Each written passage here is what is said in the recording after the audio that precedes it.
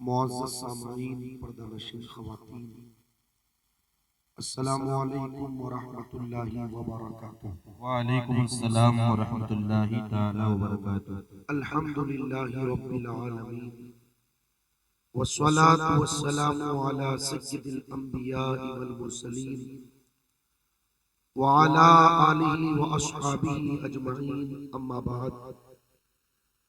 अऊज़ु बिल्लाहि मिनश शैतानिर रजीम, बिस्मिल्लाहिर रहमानिर रहीम।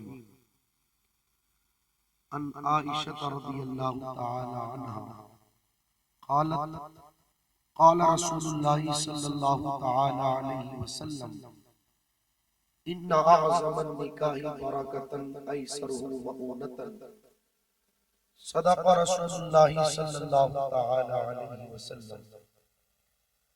आइए सबसे पहले हम और आप मिलकर इंतहाई अक़ीदत व मोहब्बत के साथ गुंबद खज़रा में आराम फरमाने वाले आका हुज़ूर रहमत आलम नूर मुजस्सम दाई हलीमा के हलीम, उम्मत के गमखार, हम गरीबों के गमगुसार, नाइब परवरदिगार हुजूर शहंशाह मदीना, सुरूरे क़ल्बो जिगरो सीना, फैज़ गंजीना और जिनका खुशबूदार है मुक़द्दस पसीना, ऐसा खुशबूदार कि बरेली से आवाज आई, उनकी महक ने दिल के गुंचे खिला दिए हैं, उनकी महक ने दिल के गुंचे खिला दिए हैं, जिस राह चल दिए हैं ऊंचे बसा दिए हैं।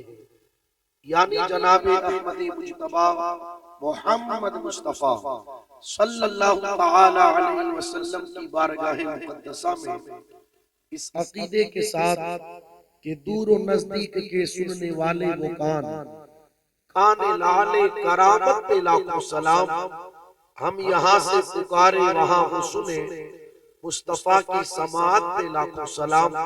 पढ़िए दुरूद पाक, अल्लाहुम्मा सल्ली अला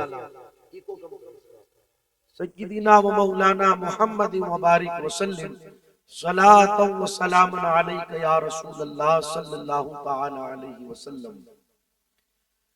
अल्लाह ताला का बेपनाह एहसान व करम कि उसकी खास तौफीक से हम और आप तमामी लोग आज शादी के मुबारक मौके पर सजाई गई इस पाकीज़ा महफिल में अल्लाह और उसके प्यारे रसूल सल्लल्लाहु तआला अलैहि वसल्लम के पाकीज़ा जिक्र के हवाले से हाजिर हैं।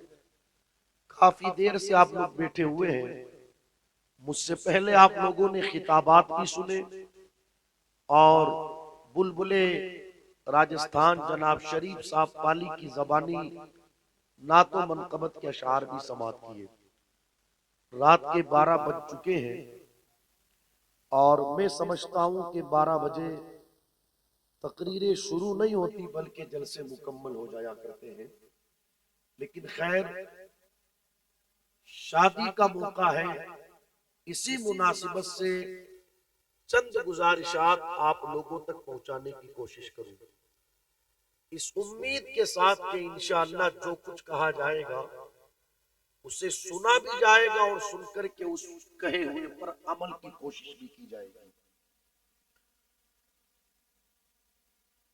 सबसे पहले तो मैं मुबारकबादी पेश करूं मोहम्मद आबिद, जिसकी शादी के मुबारक मौके पर उनके घर वालों ने इस महफिल को सजाया और पूरे किशनगढ़ में बसने वाले लोगों को ये पैगाम दिया, लोगों शादियां ऐसे भी होती है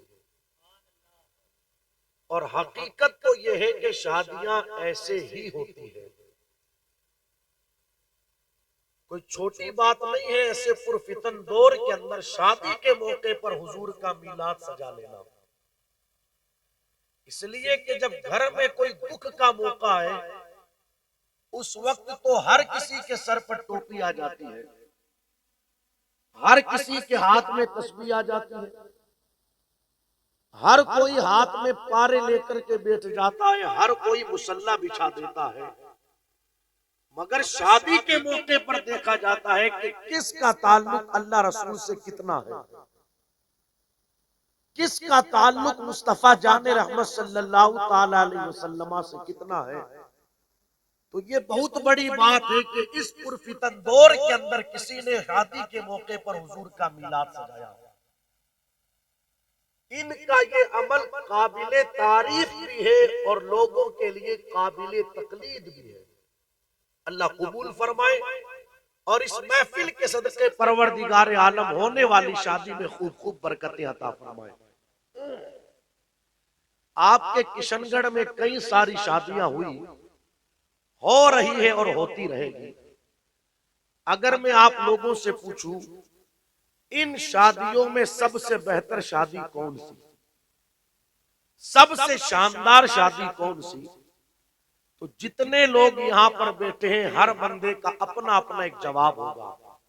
कोई कहेगा मौलाना अभी कुछ दिनों पहले एक शादी हुई, आपको क्या बताऊं, उसमें तकरीबन 20 लाख रुपया खर्चा हुआ और कैफियत ये थी कि खड़े खड़े खाने का सिस्टम था, 2-5 तरह की मिठाई बनाई गई थी, 2-4 तरह की सब्जी बनाई गई थी, खूब शानदार तरीके से वहां पर पैसा खर्च किया गया, बड़ी शानदार शादी थी। इतने में कोई दूसरा कहेगा अरे यार तुझे क्या पता, तू तो इस 20 लाख वाली की बात करता है, वो फला ने जो अपने बच्चे या बच्ची की शादी की थी वहां पर 50 लाख रुपया खर्च किया था, तुझे पता ही नहीं।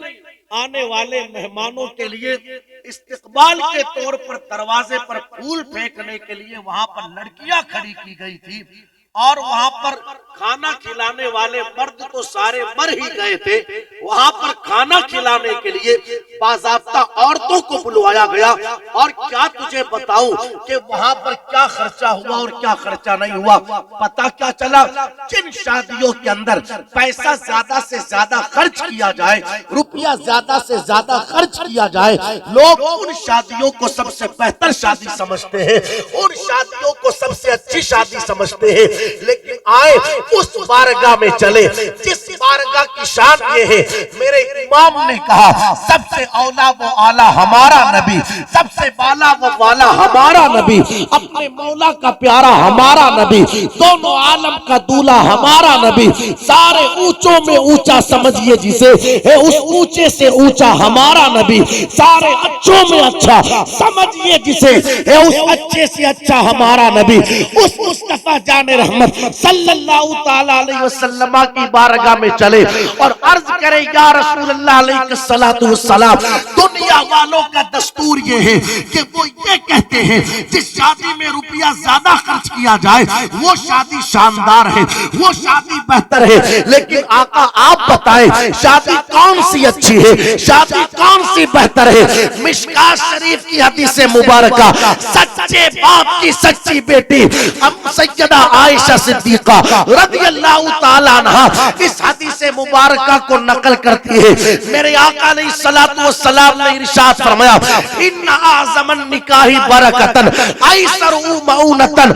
आका फरमाते हैं जिस शादी के अंदर खर्चा कम किया जाए वो शादी तमाम शादियों में सबसे बेहतर हुआ करती है। सुभान अल्लाह, सुभान अल्लाह। आका फरमाते जिस शादी में खर्चा कम से कम किया जाए वो निकाह बरकत वाला है, वो निकाह सारे निकाहों में सबसे बेहतर है। एक मकाम पर मेरे आका अलैहिस्सलातु वस्सलाम ने और इरशाद फरमाया, लोगों निकाह को इतना आसान कर दो, इतना आसान कर दो कि बदकारी मुश्किल हो जावे, जिना मुश्किल हो जावे, बदफैली मुश्किल हो जावे। मगर माफ करे किशनगढ़ वालों, आज हमने निकाहों को इतना मुश्किल बना दिया कि बदकारियां आम हो गई। अभी कल मैं मुरादाबाद की सरजमीन पर था तो एक बाबा जी रात में बैठे थे, जलसा खत्म होने के बाद तो बात चल पड़ी शादियों के हवाले से, तो कहने लगे हमारे यहाँ शादियां बड़ी मुश्किल है। कहते मामूली अगर कोई शादी करना चाहता है अपनी बच्ची या बच्चे की तो ज्यादा नहीं तो कम से कम उसके पास में 9-10 लाख रुपया होना चाहिए। इतना मुश्किल बना दिया लोगों ने निकाह को। अगर कोई अपने बेटे या बेटी का निकाह करना चाहता है, जब तक उसकी जेब में 5-7 लाख रुपया ना आवे वो सोच भी नहीं सकता। मैं कहना चाहता हूं एक बच्ची के निकाह के लिए 5-7 लाख रुपया अगर उसको अल्लाह ताला ने 4 बेटियां, 2 बेटियां, 3 बेटियां दी है तो फिर उसका होगा क्या? इतना मुश्किल बना दिया लोगों ने निकाह को, जबकि आका फरमाते लोगों निकाह को आसान करो, निकाह को आसान। कैफियत ये है, कैफियत जैसे ही घर के अंदर शादी का मौका आया, घर वाले सारे ही परेशान, और बिलखुसूस घर का जिम्मेदार परेशान। 4 महीने पहले ही टेंशन हो जाती है, करूं तो क्या करूं, लाऊं तो कहां से लाऊं। 50,000 उधर से लिए, 1 लाख उधर से लिया, 20,000 उधर से लिए। इस तरीके से इंतजामात किए जाते हैं। जिसके पास दौलत है वो तो आसानी से अपने बच्चे या बच्ची की शादी कर लेगा, मगर मैं पूछना चाहता हूं वो बेचारा गरीब, वो बेचारा कमजोर, जिसके महीने की तनख्वाह 12, 14, 15,000 रुपया हो, वो घर का खर्च चलाए या बच्चों की शादियों के लिए रुपया जमा करे। होता यह है कि रुपया जमा नहीं हो पाता और बच्चे जवान हो जाते हैं। अब रिश्तेदार कहते हैं यार बच्चे बड़े हो गए, इनकी शादी कब करेगा?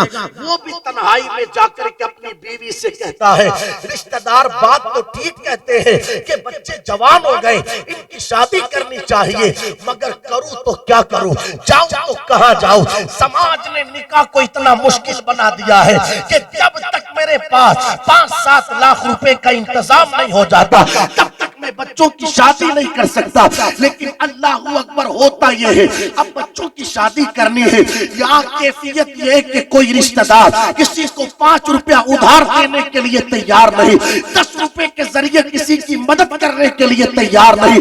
अब वो बेचारा कमजोर और गरीब किसी सूद और ब्याज वाले के पास जाकर बच्चों की शादियों के लिए 5-5, 7-7 लाख, 10-10 लाख रुपया सूद और ब्याज पर लेकर के आता है और फिर अपने बच्चों की शादियों के काम काज अंजाम देता है। मैं पूछना चाहता हूँ यार, हुजूर अलैहिस्सलातु वस्सलाम की सुन्नत निकाह करना, आखिर तूने इस सुन्नत को इतना मुश्किल क्यों बना दिया कि तुझे इस तरीके से परेशानी के अंदर गिर जाना पड़ा? उलमाए किराम बैठे हैं, बड़ी जिम्मेदारी के साथ एक जुमला अर्ज करना चाहूंगा। याद रखे, मदीने वाले की सुन्नत किसी को परेशानी में डालने के लिए नहीं है, बल्कि हुजूर की सुन्नत तो लोगों को परेशानी से निकालने के लिए है। सुन्नत परेशानी में डालने के लिए नहीं है, सुन्नत तो परेशानी से निकालने के लिए। इसकी एक मिसाल दूं, मौत की घड़ी बड़ी सख्त घड़ी होती है और हर कोई चाहता है कि उस घड़ी में मेरी जबान पर कलमा जारी हो जाए। इतनी कठिन घड़ी होती है मौत की कि एक तरफ तो जान के निकलने की सख्ती, दूसरी तरफ शैतान का वार, कभी माँ की शक्ल में आवे, कभी बाप की शक्ल में आवे और आकर के मरने वाले से कहे तुझे प्यास लगी है, कलमे का इनकार कर मैं पानी पिलाता हूं, तुझे भूख लगी है, कलमे का इनकार कर मैं खाना खिलाता हूं। और घर वाले चारों तरफ बैठे ये चाहते हैं कि कलमा इसकी जबान पर जारी हो जाए। कितनी सख्त घड़ी है, लेकिन मेरे आका अलैहिस्सलाम ने इरशाद फरमाया, मेरे उम्मती मेरी सुन्नत मिसवाक को तू अपने लिए लाजिम कर ले। ये वो सुन्नत है जिसकी बरकत से अल्लाह मरते वक्त तेरी जबान पर कलमा जारी फरमा दे। सुभान अल्लाह। पता क्या चला, सुन्नत परेशानी में डालने के लिए नहीं, सुन्नत तो परेशानी से निकालने के लिए है। अब निकाह भी हुजूर की सुन्नत, फिर बंदा परेशानियों में गिर क्यों गया? याद रखे, सुन्नत ने परेशानी में नहीं डाला, ये परेशानी में अपने करतूतों की वजह से गिरा है। सुन्नत ने नहीं डाला इसे परेशानी में, अपने करतूतों की वजह से परेशानी में गिरा। वो ऐसे, मैं पूछना चाहता हूं, आपने जो शादी के मौके पर 20-20 हजार, 25-25 हजार, 30-30 हजार रुपए नाचने कूदने वालों को दिए, डीजे वालों को दिए, ढोल ढमके वालों को दिए, गाने बाजे वालों को दिए, इन सारी चीजों का इस निकाह से क्या ताल्लुक? अल्लाहू अकबर, पैसा भी दिया जाता है और गुनाह भी मोल लिया जाता है। और यहीं पर बस नहीं, बल्कि अपनी इज्जत और आबरू के ऊपर हर्फ भी लगवाया जाता है। कितने अफसोस की बात, मुसलमान के घर में शादी है, हुजूर अलैहिस्सलातु वस्सलाम की सुन्नत को अदा करना है, और उस सुन्नत के अदा करने से पहले 5-5 दिन 7-7 दिन पहले घर पर ला करके डीजे लगा दिए गए, बाज़ाब्ता फ्लोर बिछाए गए, उस पर लाइटिंग करवाई गई, उस पर केमिकलों के जरिए धुआं उड़वाया गया और उस धुएं के ऊपर डांस किया गया, नाचा कूदा गया। और किसी की जेब में 5 रुपया है तो उसका दिल किशनगढ़ के कंजरों से नहीं भरता, बल्कि वो बाहर से कंजरियां बुलवाता है डांस करवाने के लिए, और लाखों लाख रुपया नाचने कूदने पर उड़ा देता है। हमने मुआशरे के अंदर देखा, अगर किसी से कुछ ना बन सका तो उसने नाचने के लिए अपनी बहन को ला करके खड़ा कर दिया, अपनी बेटी को ला करके खड़ा कर दिया, अपनी घर की बीवी से उसने डांस करवाया। अल्लाहू अकबर, मेरा मकसद किसी का दिल दुखाना नहीं, बल्कि आईना दिखाना है। किशनगढ़ वालों, ईमानदारी से बताना, ये गानों की आवाजों पर और ढोलक की थाप पर नाचना काम किसवा है? क्या कौमे मुस्लिम की बहन बेटी का काम है नाचना? मैं तो पूरे राजस्थान में कहता हूँ, अल्लाहू अकबर, उस वक्त उस बाप की गैरत कहाँ मर जाती है जब उसके सामने उसकी बेटी डांस करती है। उस भाई की गैरत किस बाजार में बिक जाती है जब उसके सामने उसकी बहन डांस करती है। यार, जिस औरत को मेरे नबी ने इतना ऊंचा मकाम दिया कि औरत अगर बहन की शक्ल में है तो भाई के लिए जन्नत, बेटी की शक्ल में है तो बाप के लिए जन्नत, बीवी की शक्ल में है शौहर के लिए जन्नत, और अगर बेटी की शक्ल में है तो बाप के लिए जन्नत, और अगर माँ की शक्ल में है, आका फरमाते, गुलाम, तेरी जन्नत काबे के साए में नहीं, तेरी माँ के कदम के नीचे है। सुभान अल्लाह, सुभान अल्लाह। जिस औरत को मेरे नबी ने इतना ऊंचा मकाम दिया, ये सलूक किया हमने उस औरत के साथ। भाई, आप मुझे बताओ, कितनी बेशर्मी की बात कि बाप सामने है, बेटी नाच रही है, भाई सामने है, बहन डांस कर रही है। इससे बड़ी बेशर्मी की बात और क्या होगी? सच बताना किशनगढ़ वालों, ये स्टेजों पर नाचना काम किसका है? बोलो बोलो बोलो बोलो, मैं बताऊं? बाजार में बैठकर अपना जिस्म बेचने वाली औरत का काम है नाचना, एक तवाइफा का काम है नाचना। जो काम एक बाजारू औरत करती है, शादी के मौके पर मुसलमान ने अपने घर में अपने घर की औरतों से वो काम करवाया। कितनी बेगैरती की बात, इससे बड़ी बेशर्मी और क्या होगी? और माँ बहनों का हाल भी ये, शादी का मतलब वो ये समझती है, मौलाना हम जो चाहे वो पहने, जो चाहे वो करे, जैसे चाहे वैसे रहे, हमें कोई कुछ ना कहे। अगर किसी बहन का सर से रुपट्टा उतरा हुआ हो और कोई कह दे कि बहन जरा सर पर रुपट्टा तो डाल, तो पलट करके कह दी, आपको पता नहीं कि शादी है? अरे हमें पता है शादी है, तो क्या करोगे? आग लगाओगे मोहल्ले में? हमें पता है शादी है, तो करना क्या चाहते हो बताओ ना हमें। हम मुसलमान हैं, कलमा हमने मदीने वाले का पढ़ा है। जिंदगी का हर काम अपनी तबीयत के मुताबिक नहीं, हुजूर की शरीयत के मुताबिक होगा। चाहे गम का मौका हो, चाहे खुशी का मौका, कदम बाद में उठेगा, हुजूर की शरीयत का ख्याल पहले रखा जाएगा। शादी का मौका आया, बहन बेटियों को पर्दे का पता ना रहा। कैसे लोग हैं यार। एक वक्त वो भी था, तवज्जो है आपकी, मेरे आका अलैहिस्सलातु वस्सलाम की एक सहाबिया है, उनका बेटा हुजूर अलैहिस्सलातु वस्सलाम के साथ मैदान जिहाद में गया। वापसी में काफिला पलटा तो उस खातून तक ये इत्तला पहुंचाई गई कि तेरा बेटा शहीद हो गया है। सर से लेकर के पांव तक उस औरत ने अपने आप को पर्दे में किया और हुजूर अलैहिस्सलातु वस्सलाम की बारगाह में पहुंची। मेरे आका अलैहिस्सलातु वस्सलाम ने फरमाया, सब्र कर ले, अल्लाह ने तेरे बेटे को शहादत का मर्तबा अता किया है। सहाबा कहते बेटे की शहादत की खबर सुनने के बाद भी हमारी निगाहों ने देखा कि वो औरत पर्दे में है, तो हम में से किसी ने कहा यार इसका बेटा चला गया फिर भी ये पर्दे में है, इसका बेटा चला गया फिर भी ये पर्दे में। सुनना गौर से मेरी माँ बहनों, आने वाला जुमला पूरी तकरीर भूल जाना मगर इस जुमले को याद रखना। सहाबा कहते हम में से किसी ने कहा इसका बेटा चला गया फिर भी ये पर्दे में है, तो उस सहाबिया खातून ने पलट करके जवाब दिया मैंने बेटा खोया है, अपनी आबरू थोड़ी खोई है। बेटा खोया है, अपनी इज्जत थोड़ी खोई है। बेटा खोया है, अपनी हया थोड़ी खोई है। वो कैसी औरतें थी कि बेटों के जनाजों पर भी ख्याल बेटे का नहीं मदीने वाले की शरीयत का था। और आज हम हैं कि शादियों के मौकों पर हमें अपनी इज्जत और आबरू का ख्याल ना रहा। निकाह का मतलब ये नहीं कि आप बेपर्दगी का माहौल गर्म करें। निकाह हुजूर की सुन्नत है। क्या है? और बड़ी अजीम सुन्नत है यार, बड़ी अजीम। उस वक्त भी निकाह था जब कोई इबादत न थी।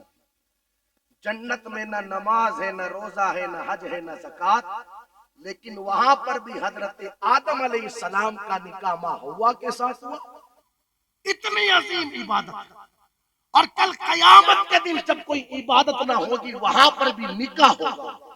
उस अजीम सुन्नत को निकाह कहते हैं। मेरे आका अलैहिस्सलाम ने इरशाद फरमाया चार चीजें मेरी भी सुन्नत है और मुझसे पहले नबियों की भी सुन्नत है। आका फरमाते उन सुन्नतों में से एक सुन्नत निकाह करना है। वो अजीम सुन्नत मेरे आका अलैहिस्सलाम की जिसे निकाह करना कहते हैं।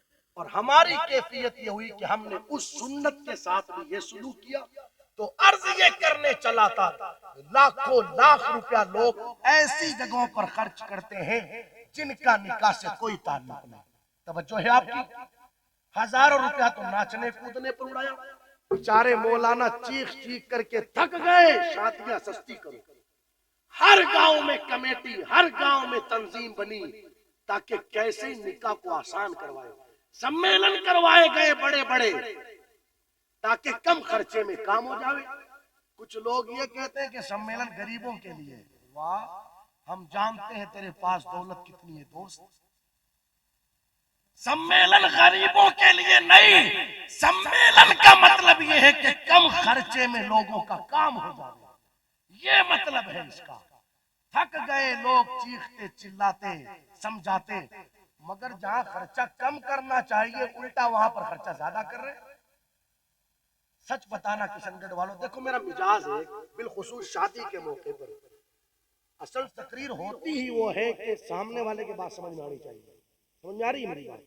सुने, एक वक्त वो था जिसे हम बान की रस्म कहते हैं। बान की रस्म वो 700-800 रुपए में फ्री हो जाती है।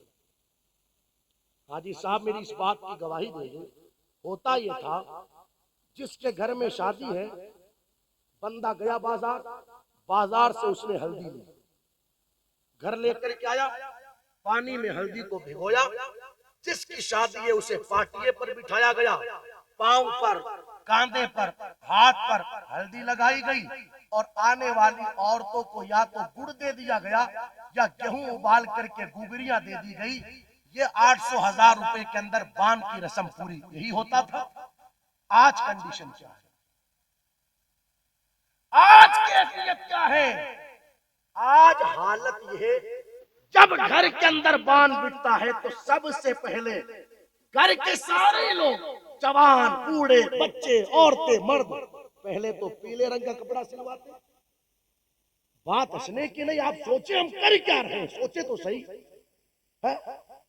और फिर उसके बाद पीले रंग का पिंडाल लगवाया जाता है। और फिर यहीं पर बस नहीं, अब तो हल्दी का सिस्टम खत्म, हजारों रुपए का केक लाया जाता है। 2 स्पीकर मंगवाए गए, वीडियोग्राफर बुलवाया गया और घर की सारी औरतें केक भी काटे जा रही है और उस दुल्हे के साथ या उस होने वाली दुल्हन के साथ फोटो और वीडियो भी बनवाया जा रहा है।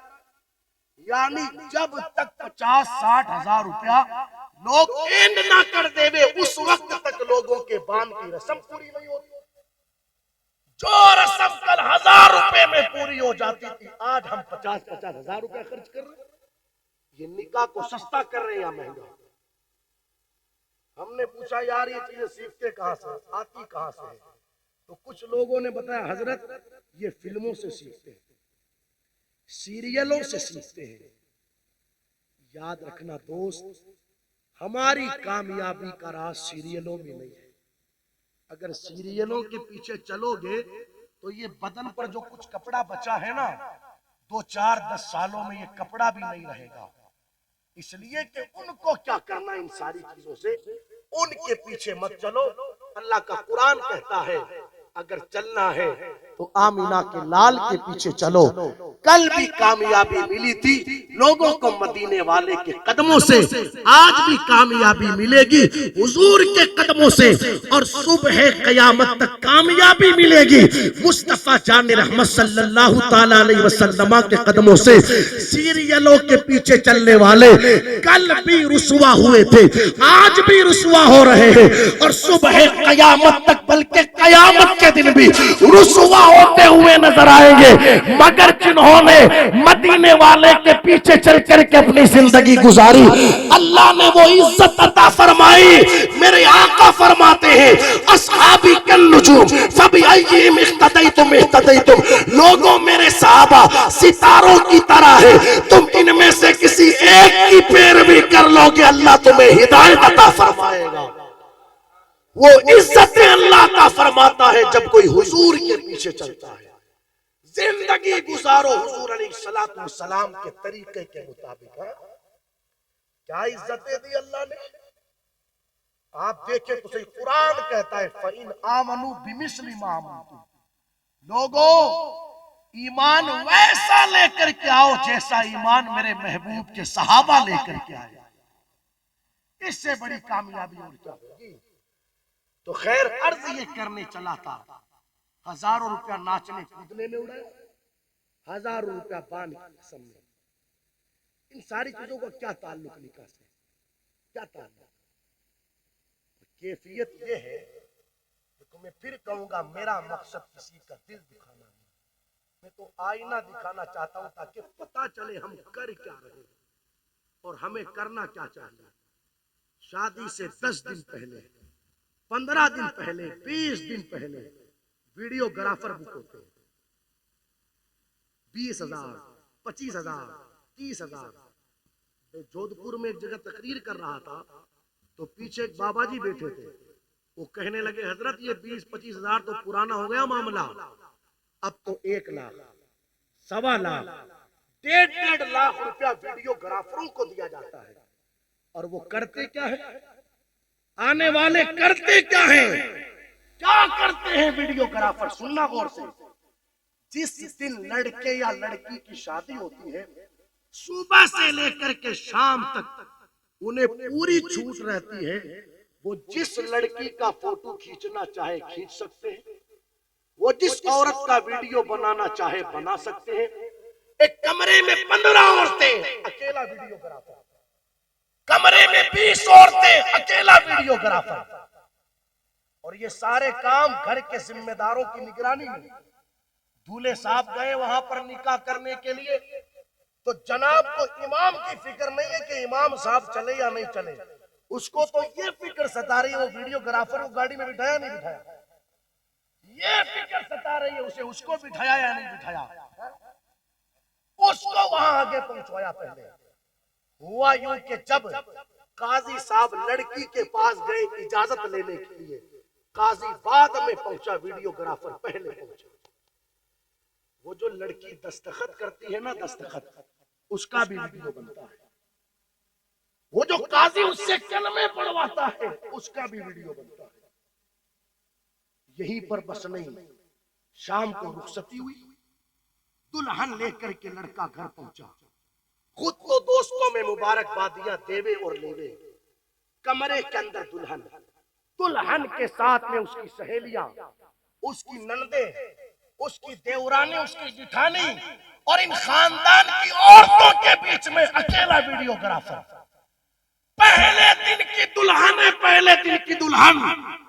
घर की औरतें कहती है जरा आने वाली दुल्हन से ये चेहरे से दुपट्टा हटाना ताकि ठीक तरह तेरा वीडियो बनाया जा सके, जरा ये सर से चादर हटा ताकि ठीक तरीके से तेरी फोटो ली जा सके। कितनी शर्म की बात, कितनी शर्म की बात। वो जो यहां तक मेहंदी लगा करके आती है ना, उसका भी वीडियो बनता है। वो जो गले में गहने पहन करके आती है, उसकी भी तस्वीरें ली जाती है। वो जो कानों में बालियां पहन करके आती है, उसका भी वीडियो बनता है। मुझसे बेहतर आप जानते हो कि क्या होता है और क्या नहीं होता। और अब तो कैफियत यह है कि खुद वीडियोग्राफर डायरेक्शन देता है, बहन जी जरा बाल इधर करना, ये गाल इधर करना, ये हाथ इधर करना। कितनी बेशर्मी की बात, कितनी बेशर्मी की पूरी तकरीर भूल जाना मेरी।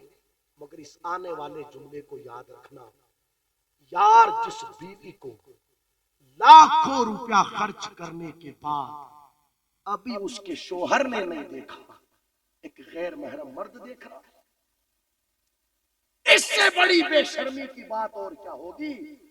लाखों रुपया खर्च करके शोहर ने नहीं देखा, मगर गैर महरम मर्द देख रहा है।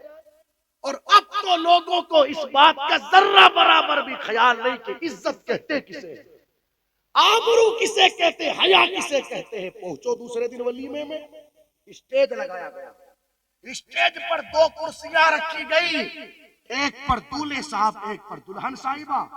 और आने वाले सारे मेहमान भाई साहब से भी मिले और बहन साहब से भी मिले।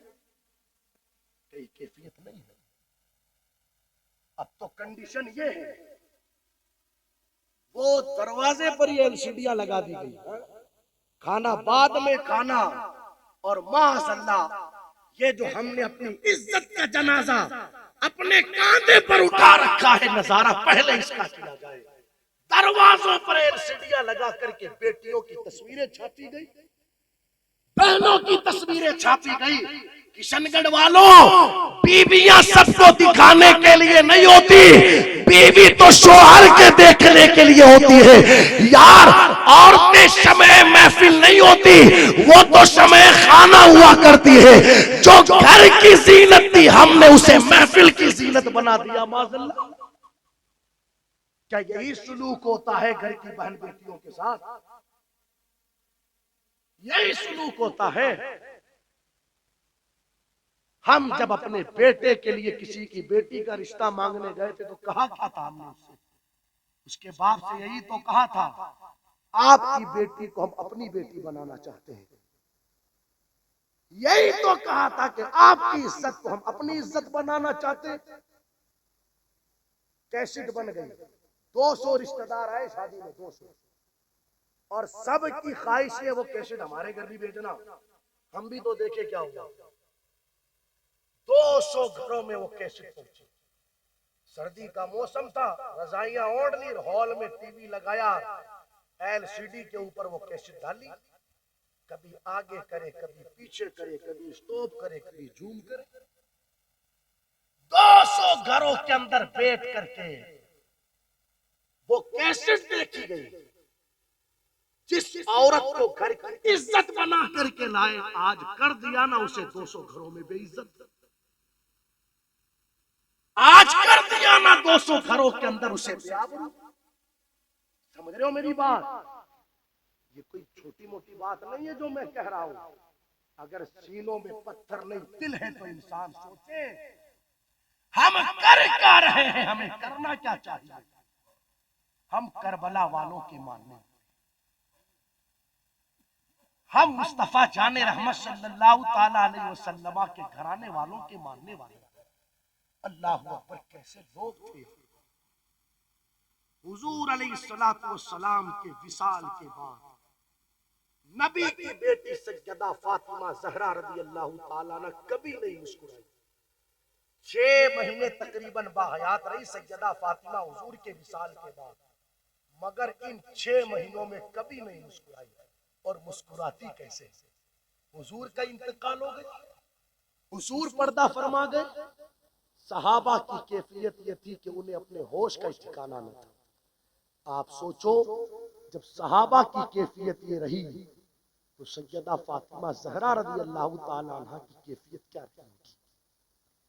एक बाप को जो प्यार अपनी बेटी से होता है और एक बेटी को जो मोहब्बत अपने बाप से होती है, खुदारा लफ्जों में भला उसे कौन बयान कर सकता है। और बेटी भी सैयदा फातिमा ज़हरा जैसी और बाबा भी मुस्तफा जाने रहमत सल्लल्लाहु ताला अलैहि वसल्लम जैसे। खुदा की कसम, बेपना मोहब्बत मेरे आका अपनी बेटी सैयदा फातिमा से करते थे। इतनी मोहब्बतें थी मेरे आका को सैयदा फातिमा से, जब भी सफर पर जाते पहले सबसे मिलते, आखिर में फातिमा से मिलते। और जब सफर से पलट करके आते सबसे पहले फातिमा से मिलते, बाद में सबसे मिलते। तो किसी ने कहा, आका आखिर ऐसा क्यों करते हो? जाते वक्त आखिर में मिलते हो, आते वक्त सबसे पहले मिलते हो। मेरे नबी ने फरमाया, जाते वक्त आखिर में इसलिए मिलता हूँ ताकि पूरे रास्ते अगर मेरी आंखों के सामने किसी का चेहरा रहे तो मेरी बेटी फातिमा का चेहरा रहे। और आते वक्त सबसे पहले इसलिए मिलता हूँ ताकि मेरी निगाह अगर सबसे पहले किसी का चेहरा देखे तो मेरी बेटी फातिमा का चेहरा देखे।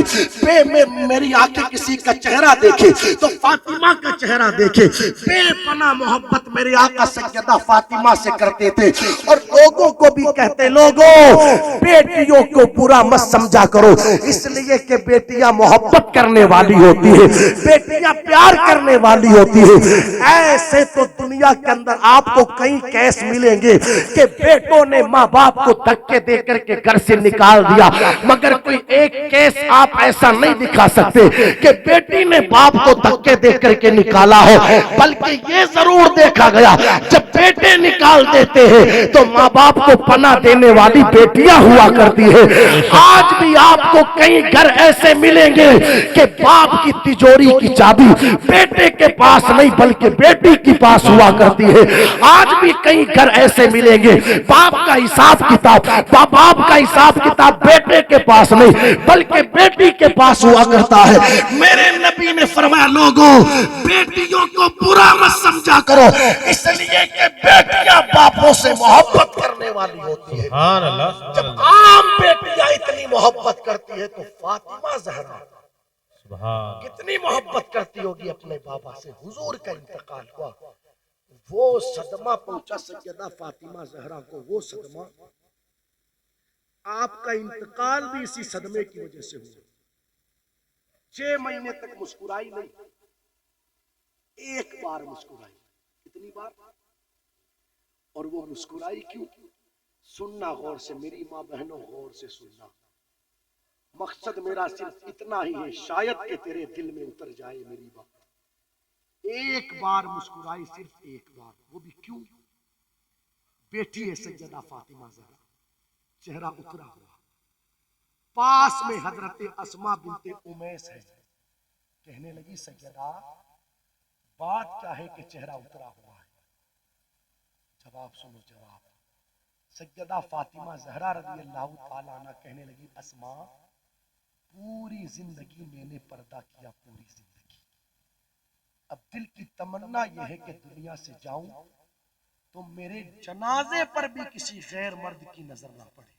बहुत खूब, सुभान अल्लाह। मेरे दिल की तमन्ना यह है। आपने देखा होगा कि जब डोली में मैयत को लिटाया जाता है, डोली में, और उस पर चादर डाल दी जाती है, तो चादर डालने के बाद भी ये पता चलता है कि इस मैयत की हैयत क्या थी, लंबा था या छोटा था, मोटा था या पतला था। चादर डालने के बाद भी हैयत पता चलती है। तो सैयदा फातिमा ज़हरा को यही चीज सता रही थी कि मैं नहीं चाहती कि मेरे बदन की हैयत भी मेरे इंतकाल के बाद किसी को पता चले। हजरत अस्मा बिनते उमैस ने कहा, सैयदा अगर कहो तो एक बात कहूं। सैयदा फातिमा ज़हरा ने कहा, कहो अस्मा। हजरत अस्मा बिनते उमैस रज़ी अल्लाह ताला अन्हा अर्ज करती है, फातिमा मैंने हबशा में देखा है कि जब वहां पर औरतों का इंतकाल होता है तो वो जो चारपाई रहती है जिसमें मैयत को लिटाया जाता है, उसके चारों तरफ लकड़ियां लगाई जाती है और लकड़ियां लगाकर उस पर खजूर की छाल डाली जाती है और छाल डालकर फिर उसके ऊपर कपड़ा डाला जाता है, यानी उस चारपाई को डोली नुमा बना दिया जाता है। जब सैयदा फातिमा ज़हरा ने ये सुना तो सैयदा मुस्कुराने लगी, मुस्कुराने लगी, मुस्कुराने लगी और कहने लगी, अस्मा जिम्मेदारी तुम्हारी है, मेरा इंतकाल हो जावे तो मेरे जनाजे को भी इस तरीके से तैयार किया जाए। मैं कहना चाहता हूँ किशनगढ़ वालों, वो सैयदा फातिमा ज़हरा रज़ियल्लाहु ताला अन्हा पूरी जिंदगी पर्दा किया, पूरी जिंदगी, और ऐसा पर्दा किया कि बरेली के कलंदर को कहना पड़ा, जिनका आंचल न देखा महर ने उस रदाए नज़ाहत पे लाखों सलाम।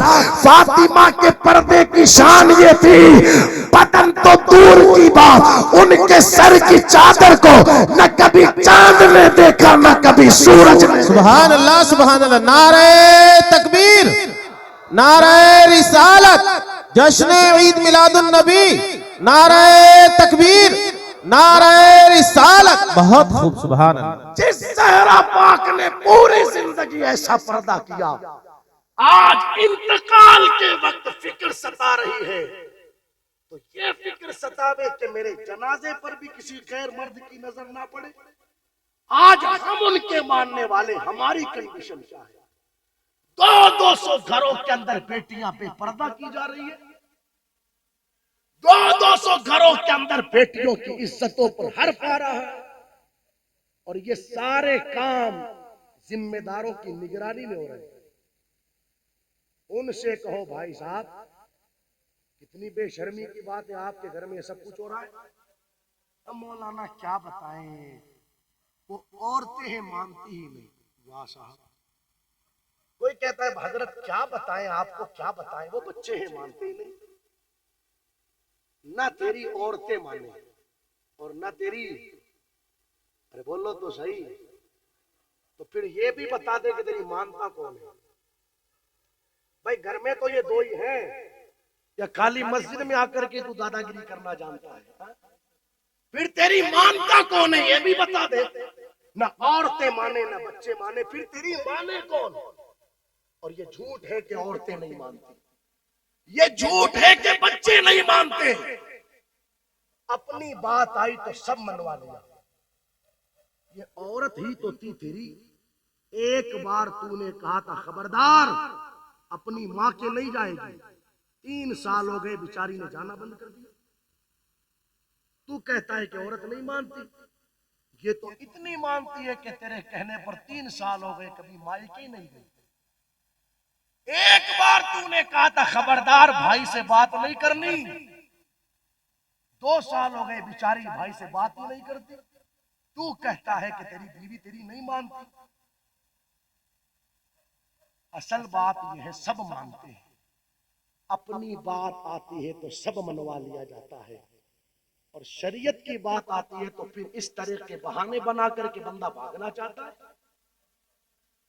याद रखें ये उलमा बैठे हैं, जिस घर के जिम्मेदार के सामने इस तरीके से बेहयाई बेगैरती हो और वो कुछ ना कहे, मेरे आका अलैहिस्सलातु वस्सलाम ने ऐसे मर्द को तय्यूस कहा है। तय्यूस, तय्यूस का माना क्या है ये आप उलमा से पूछे, मगर मेरे नबी ने फरमाया ऐसे बंदे का ना अल्लाह कोई फर्ज कबूल करता है ना उसका अल्लाह कोई नफिल कबूल करता है। आप घर के जिम्मेदार हो, आपकी जिम्मेदारी बनती है। मैं ये नहीं कहता कि अच्छा मत खिलाओ, घर वालों को अच्छा खिलाओ, अच्छा पिलाओ, अच्छा पहनाओ, अच्छे से रखो, हर चीज जायज। लेकिन जब घर का कोई फर्द हुजूर की शरीयत से टकराने लगे तो फिर आपकी जिम्मेदारी बनती है कि वहां पर सब चीजों को पीछे रखा जाए, हुजूर की शरीयत को आगे रखा जाए। इसलिए कि बेटी बाद में है, हुजूर की शरीयत पहले है। बीवी बाद में है, हुजूर की शरीयत पहले है। बहन बाद में है, हुजूर की शरीयत पहले है। बेटा बाद में है, हुजूर की शरीयत पहले है। ये जिम्मेदारी बनती है आपकी। ये कौन सा तरीका आपकी आंखों के सामने आपकी बेटी जींस और टी शर्ट पहन करके घूम रही है?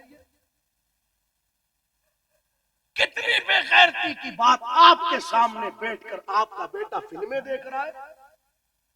कितनी बेगैरती की बात रात को 1-1 बजे जब बाप किसी काम से बाहर गया हुआ तब पलट करके घर आया, देख रहा है कि रात को 1 बजे भी बेटा चादर में मुंह डालकर मोबाइल पर किसी से बातें कर रहा। मगर इसकी गैरत न जागी कि चादर खींच करके पूछे तो सही रात को 1 बजे कर क्या रहा है। मां देख रही है रात को 12 बजे के बेटी मोबाइल की स्क्रीन पर पता नहीं क्या कर रही है, मगर उसकी गैरत भी न जागी कि चादर खींच करके पूछे तो सही कर क्या रही है। हमारी जिम्मेदारी बनती है, खुदारा हम घर के जिम्मेदार हैं। कयामत के दिन ये बहाना नहीं चलेगा कि बच्चे नहीं मानते थे और औरतें नहीं मानती थी। बदलो अपना मिजाज। निकाह मेरे नबी की सुन्नत और बड़ी आसान सुन्नत है। क्या है? बड़ी आसान, इतनी आसान है, इतनी आसान, इतनी आसान। आओ इख्तिताम की तरफ चले। इतनी आसान, देखो तवज्जो है आपकी, देखो बड़ी मोहब्बत से सुन रहे। तकरीबन बोलते बोलते 1 घंटा होने को आया, लेकिन पता भी नहीं चला। देखो अल्लाह सलामत रखे आपको। बहुत बड़ी बात होती है रात के 12 बजे के बाद में इस तरह सुन लेना। अल्लाह सलामत रखे आप लोग। आमीन। देखो कितनी आसान सुन्नत है, ये तो हमने मुश्किल बना दिया। निकाह बड़ा आसान है। मेरे आका अलैहिस्सलाम के एक सहाबी है, नाम जिनका हजरत अब्दुर रहमान इब्ने औफ। क्या नाम है? सारे लोग नाम ले रहे हैं। हजरत अब्दुर रहमान इब्ने औफ रज़ी अल्लाह ताला अन्हु, बड़े मालदार साहब। इतने मालदार थे हजरत अब्दुर रहमान इब्ने औफ, इतने मालदार कि जब इनका इंतकाल हुआ ना, तो इंतकाल के बाद जब लोगों ने इनकी जायदाद को देखना चाहा कि भाई देखे क्या क्या छोड़ करके गए हैं, तो इनके इंतकाल के बाद जो इनके पास सोना था, उस सोने को लोगों ने हाथों में कुल्हाड़ा लेकर के काटना शुरू किया। तो काटने वालों के हाथ काटते काटते थक गए, मगर हजरत अब्दुर रहमान इब्ने औफ का सोना खत्म नहीं हुआ।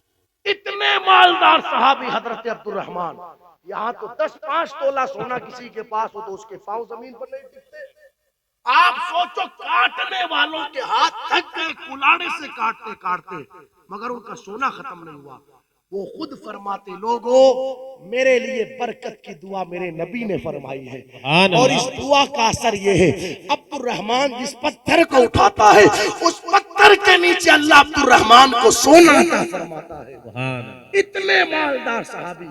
मगर आप मुझे बताएं किशनगढ़ वालों, इतने मालदार बंदे की शादी हो रही है तो ज्यादा नहीं तो कम से कम गांव वालों को पता चलना ही चाहिए।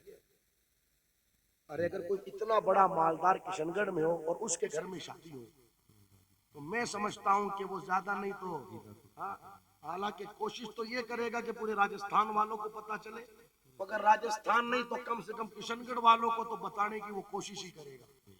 मगर आप देखो कितने मालदार है हजरत अब्दुर रहमान इब्ने औफ, मगर क्या कैफियत रही। सुभान अल्लाह।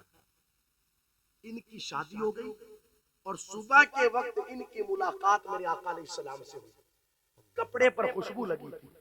हुजूर अलैहिस्सलाम ने इरशाद फरमाया, अब्दुर रहमान तेरे कपड़े पर ये खुशबू कैसी है? क्या फरमाया? अब्दुर रहमान तेरे कपड़े पर ये खुशबू कैसी?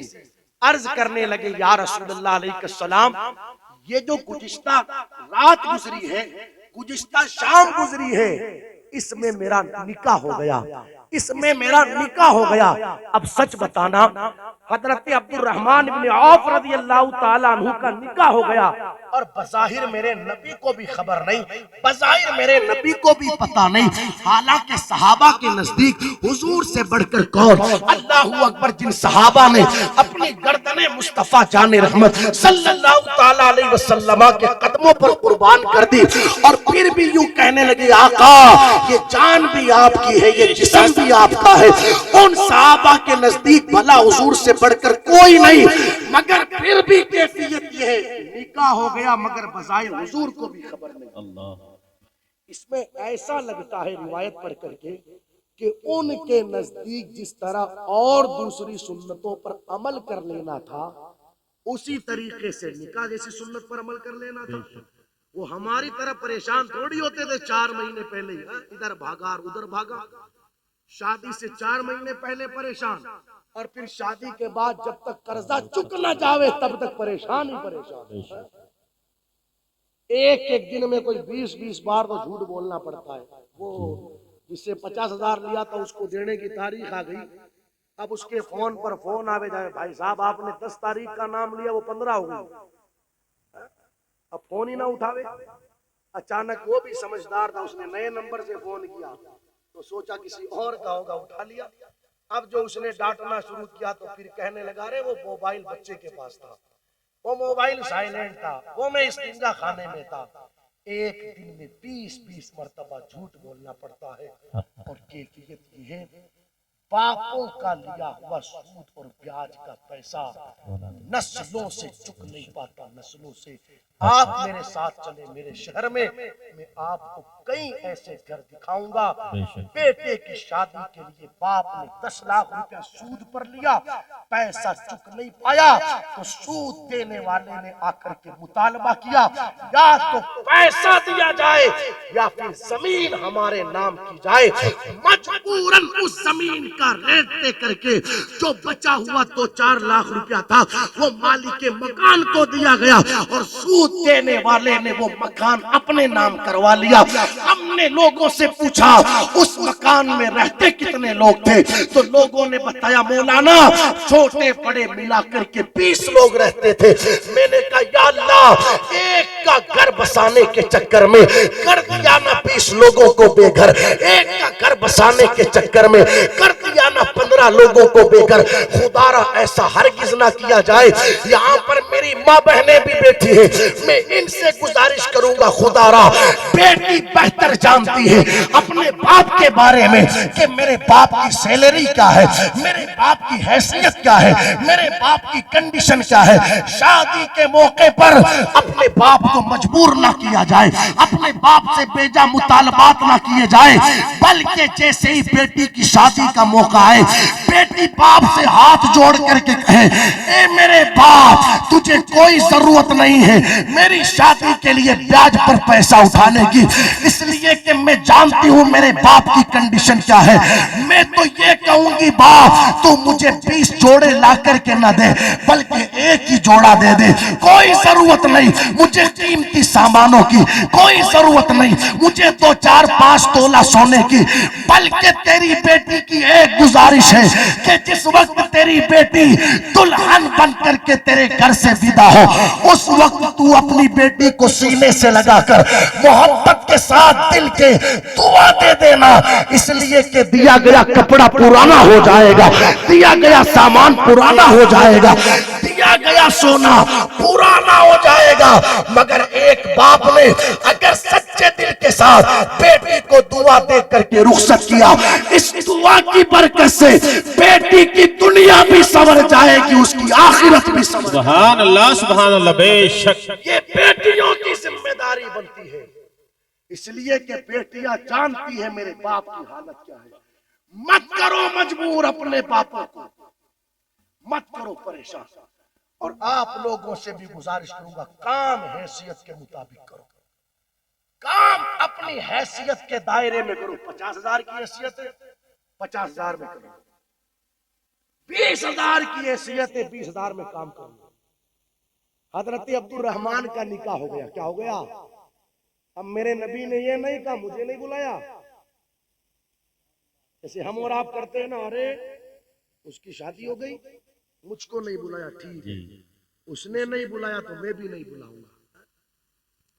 रिश्ते तोड़ लेते हैं लोग, रिश्ते, अरे भूल गया होगा, कई सारे काम काज रहते, भूल गया होगा।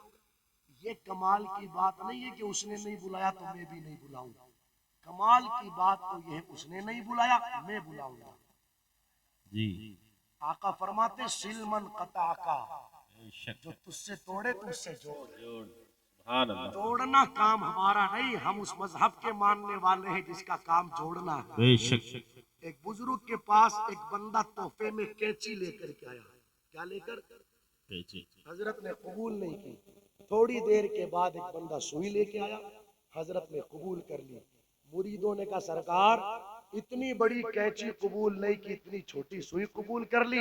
फरमाते तुझे पता नहीं कैंची का काम काटना है, सुई का काम जोड़ना है। हमारे यहाँ काटा नहीं जाता, हमारे यहाँ तो जोड़ा जाता। सुभान अल्लाह, सुभान अल्लाह। हम तोड़ने वाले नहीं, हम तो जोड़ने वाले हैं। छोटी छोटी बातों पर शादी के दिन लोग नाराज होकर भागे। बहनें छोटी छोटी रस्मों को लेकर के नाराज हो जाती है। वो खेल सारा पैसों का होता है, 2100, 1100, 1500, यही खेल होता है सारा। अरे वो फला रस्म में इसको याद नहीं किया तो वो भागी नाराज होके। मैं भी आप लोगों के बीच रहता हूँ, बेचारे थक जाते। इधर बेटा दुल्हा बन करके तैयार खड़ा है, कोई हाथ जोड़े, कोई पांव पकड़े, अपने सरों की पगड़ियां उतार करके लोग कदमों में रख देते हैं और कहते भाई मान जा, बहन मान जा, मगर उसके बाद भी लोग मानने के लिए तैयार नहीं। कितने अफसोस की बात यार, भाई के घर में काम है और भाई काम बिगाड़ रहा है। भाई के घर में काम है और बहन काम बिगाड़ रही है। होना तो ये चाहिए कि जब घर में काम रहे तो भाई ये ना सोचे कि उसका काम है, ये सोचे काम मेरा है। बढ़ चढ़ करके उस काम में हिस्सा ले रहे, इसलिए कि जब काम अच्छा होगा तारीफ उसकी नहीं होनी, तारीफ तेरे बाप की होनी है। बेशक। बहन ये ना सोचे कि उसका काम है, खराब होना चाहिए। ऐसे ऐसे बदमाश देखिए हमने, ऐसे ऐसे बदमाश जो शादी के दिन बार बार जाकर के देखते हैं कब खाना खत्म हो गया, कब खाना खत्म हो गया, और लोगों में हम हवा फैलाएं कि इसके यहाँ खाना खत्म हो गया। तो तुझे क्या मिलेगा, खाना खत्म हो जाएगा। ऐसे ऐसे बदमाश देखे जी। किसी की इज्जत उछालना अच्छा काम नहीं है दोस्त। अब मैं क्या बताऊं क्या ना बताऊं, इज्जत पर पर्दा डालना ये कमाल है। एक बुजुर्ग है, एक बुजुर्ग, नाम जिनका हजरत हातिम असम रहमतुल्लाह अलैह। नाम तो हातिम ही था, असम बाद में पड़ गया। हुआ यूं, इनके पास एक औरत मसला पूछने आई। क्या पूछने? मसला। बूढ़ी औरत आई मसला पूछने। तो हुआ यूं कि उस औरत के पेट की हवा जब हजरत के पास पहुंची ना मसला पूछने के लिए, तो उस वक्त निकली, पेट की हवा निकल गई। तो अब उस औरत को शर्मिंदगी हुई, यार हजरत के सामने ऐसी हरकत हो गई मुझसे, अब क्या होगा, होता है ना शर्मिंदगी। लेकिन अल्लाह अकबर, वो अल्लाह वाले थे। उस औरत ने मसला पूछा, हजरत ने कहा जरा जोर से बोल। फिर उसने मसला पूछा, कहा जरा और जोर से बोल। फिर उसने मसला पूछा, कहा जरा और जोर से बोल। यानी उसको ये बताना चाह रहे थे तेरे जरिए जो हरकत हुई है वो मैंने सुनी नहीं। क्या बात है, बहुत खूब। तेरे जरिए जो हरकत हुई वो मैंने सुनी नहीं, ये उसे बताना चाह रहे थे। जब उसके दिल को तसल्ली हो गई कि ये जो हरकत मुझसे हुई थी ये हजरत ने सुनी नहीं, तो उसको ठंडक मिली, तसल्ली मिली। वो मसला पूछ करके चली गई। पूरी जिंदगी वो अल्लाह वाले इसी बहरेपन की कैफियत में रहे, बाद में भी ठीक ना हुए, इसी कैफियत में रहे। हालांकि थे तो ठीक, मगर इसलिए ताकि उस औरत को बाद में भी तकलीफ ना हो, इसी बुनियाद पर उनका नाम हातिम असम पड़ गया। यार हम उनके मानने वाले थे। लोगों की इज्जतों पर पर्दा डालने के लिए अगर जिंदगी भर बहरा बन करके रहना पड़े तो ये तो गवारा है, मगर किसी की इज्जत पर हर पाएंगे ना आज गवारा है ना कल गवारा। बेशक, सुभान अल्लाह, सुभान अल्लाह। हम इज्जतें उछालने लगे लोगों की, इसलिए नाराजगियां मत रखा करो। हर कोई ये सोचे काम मेरा है, बहनें सोचे। और यार मैं तो दुनिया में देखता हूँ बहनें काम बिगाड़ती नहीं है भाइयों के, बहनें तो काम बनाने वाली होती है। कौन होती है? काम बनाने वाली। हाँ, खूब काम बनाए बहनों ने भाइयों के। और भाइयों से भी गुजारिश करूंगा, खुदारा अपनी बहनों का दिल मत दुखाया करो, मत नाराज किया करो बहनों को। इसलिए कि मैंने देखा है जब तक माँ बाप जिंदा रहते हैं उस वक्त तक तो बिचारियां मायके में आती है, मगर माँ बाप के दुनिया से चले जाने के बाद कौन याद करे। न भाई को फुर्सत है न भाभी को फुर्सत है। महीना महीना गुजर जाता है मगर फोन नहीं आते। मैं कहना चाहूंगा दोस्तों, माँ बाप के चले जाने के बाद बहनों का भाइयों के अलावा होता कौन है? कौन होता है? सबसे बातें करते हो शाम को, क्या चला जावे? अगर एक फोन अपनी बहन के घर कर दिया जाए, क्या चला जावे? वो तो हर फोन पर आने वाली घंटी को यही समझती है कि शायद मेरे भाई के यहाँ से आई है।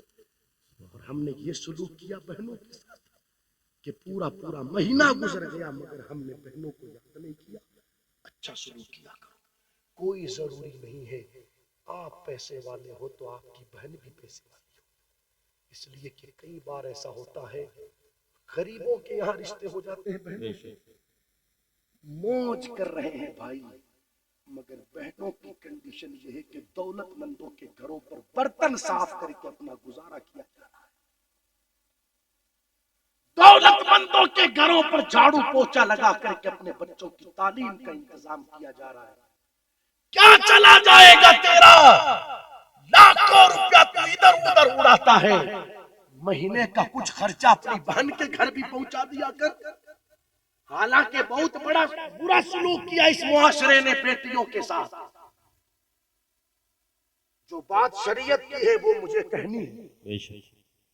याद रखें, आप एक नहीं, दो नहीं, 10 नहीं, 50 मायरे भर दो, लेकिन अगर आपने बेटी का हक जो बाप की प्रॉपर्टी में बनता है, शरीयत ने रखा है, वो हक नहीं दिया तो कयामत के दिन आपसे इसके बारे में पूछताछ होगी।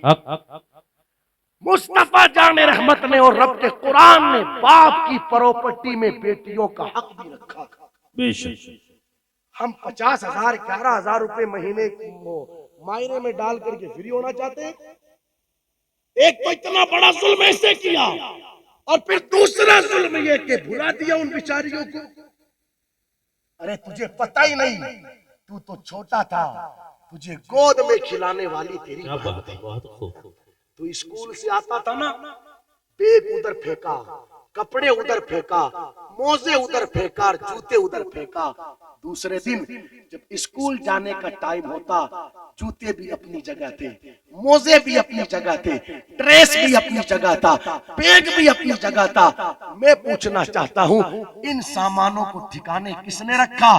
कहना पड़ेगा बहन ने रखा। यार इतना प्यार करती थी जो बहन भाई के साथ, आज हमने उस बहन के साथ ये सलूक किया। खैर बात काफी तूल होती जा रही है, बस मुकम्मल करूं। हजरत अब्दुर्रहमान इब्ने औफ ने कहा, आका मेरा निकाह हो गया। मेरे आका अलैहिस्सलाम ने ये नहीं कहा कि मुझे नहीं बुलाया, बल्कि क्या किया, सुनना गौर से। हुजूर अलैहिस्सलाम ने अपने हाथ उठाए और हाथ उठा करके दुआ की, मौला अब्दुर्रहमान के निकाह में बरकत अता फरमा। सुभान अल्लाह। क्या कहा? अब्दुर्रहमान के निकाह में, सारे लोग बोले अब्दुर्रहमान के निकाह में बरकत अता फरमा। असल शादी में यही चीज है। अगर शादी कार्ड कभी आपने पढ़ा हो, मैंने तो कभी कभार पढ़ा है, तो मेरी बात की आप तस्दीक करेंगे, मेरा सपोर्ट करेंगे। सच बताना, शादी कार्ड जो आता है घर पर, आपने अंदर से निकाला, इस तरह 2 पन्ने मिले हुए रहते, खोला, इधर ऊपर से पढ़ना शुरू किया, बिस्मिल्लाहिर्रहमानिर्रहीम, अल्लाह के फजलो करम से हमारे यहाँ फला के पोते और फला की पोती की शादी फला तारीख को होना करार पाई। आप हजरात से गुजारिश है वक्त मुकर्ररा पर तशरीफ लाकर दुल्हा दुल्हन को दुआओं से नवाजें। से बोले, ये लिखा रहता है या नहीं जी, बोलो तो सही। या कोई अलग टाइप का कार्ड छपता है? किशनगढ़ में आते हैं, मकराना किशनगढ़ के कार्ड आते हैं, हमने देखा है, यही लिखा रहता है ना। बाकी सारी बातें बाद में, बारात रवानगी इतने बजे, मायरा इतने बजे, खाना इतने बजे, फला इतने बजे, फला इतने, ये सब बाद में। सबसे पहले क्या लिखा रहता है? दुल्हा दुल्हन को दुआओं से नवाजें। सच बताना, आज तक कितनी शादियों में जाके आए? खूब गए खूब। मगर सच बताना दोस्तों, 50 शादियों में हमने शिरकत की, कितनी शादियों में दुल्हा दुल्हन को दुआओं से नवाजा, जबकि असल चीज ये थी कि आप सबसे पहले दुल्हा दुल्हन को दुआओं से नवाजा। मगर किसी की तवज्जो नहीं होती। 250 लोग आए, 500 लोग आए, 400 लोग, पता नहीं किसकी दुआ अल्लाह कबूल फरमा ले। सुभान अल्लाह, बेशक। और वो जो मियाँ बीवी बने हैं उनकी जिंदगियों में खुशहालियां पैदा हो जाए। इसलिए समझे, इन सारी बातों को बड़ा तवील उन्वान है शादी का। इंशाअल्लाह जिंदगी ने कभी वफा की, बैठ कर फिर बात करेंगे। मेरे नबी ने फरमाया, इन्ना आज़मन निकाही बरकतन ऐसरुहु मऊनतन। लोगों, बरकत वाला निकाह वो है जिसमें खर्चा कम से कम किया जाए। दुआ है अल्लाह की बारगाह में, मौला करीम अमल की तौफीक अता फरमाए। अस्तगफिरुल्लाह रब्बी मिन कुल्ली ज़ंबि व अतूबु इलैहि। कलमा शरीफ पढ़ ले बुलंद आवाज से, ला इलाहा इल्लल्लाह। इल्लल्लाह।